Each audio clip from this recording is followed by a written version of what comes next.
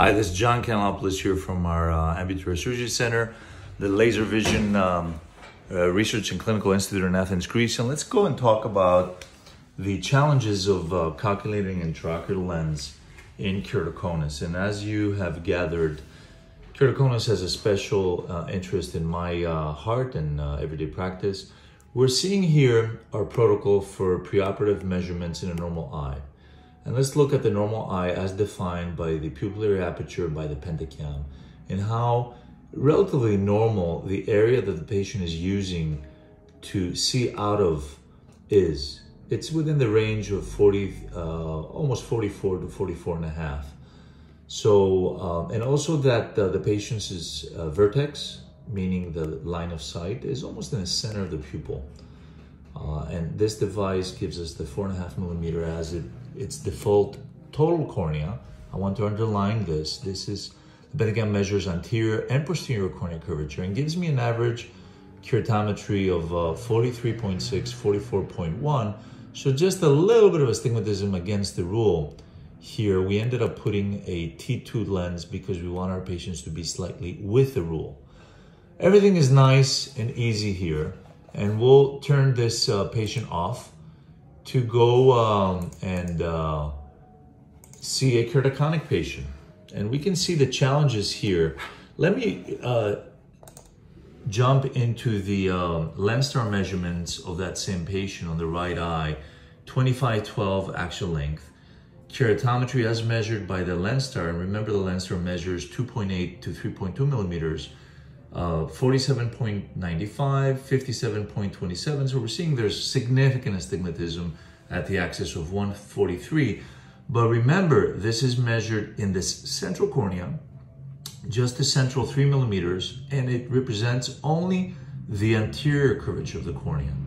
So this is a trap. If we go to look at the pentacam images of that same patient, see what's different here than the normal quote-unquote patient example. Number one, we have a very irregular cornea, so it acts as a multifocal lens. We have cornea steepness documented at over 60 diopters here. And remember, this is the total cornea power as measured by the pentacam, anterior curvature minus the posterior curvature, and as flat as 41.4. So there's almost a 20 diopter step or gradient over the cornea. It kind of resembles like the prism bar that we use for strabismus measurement. The tiny prisms are on the top, the thicker prisms on the bottom. So this is how this cornea acts. And if we look at the pupillary center and how it relates to the vertex, see how the patient is seeing right at the edge of his pupil when he fixates at the pentacam device. So what's the keratometry measurements here? So at 4.5 millimeters, we're at 44.750, but on the axis of 121. So huge difference in axis, almost 22 degrees difference in the axis and the amount of astigmatism. If we look at the 3 millimeter, which is comparable to what the lens star measured on the surface, almost 49 and almost 50. So 10 diopters of astigmatism here at 122. Again, the axis is way off than the one measured by the lens star. Let's go and look at the lens star again. And lens star and any interferometry for that same reason uses superficial cornea measurements and assumes that the posterior cornea curvature is -6. So remember, 143 here. The keratometries are not that off, but the axis is way off. So if we're looking into using a toric lens, we're in a tight spot. So we opted using the total cornea measurements for the 4.5 millimeters on this patient. We calculated a toric intraocular lens to be placed at the 119 degrees because the software here takes into account my clear cornea incision that's placed at the 135 degree spot. We used a T4 lens according to these numbers, and based on the axial length measurements, a power of +11.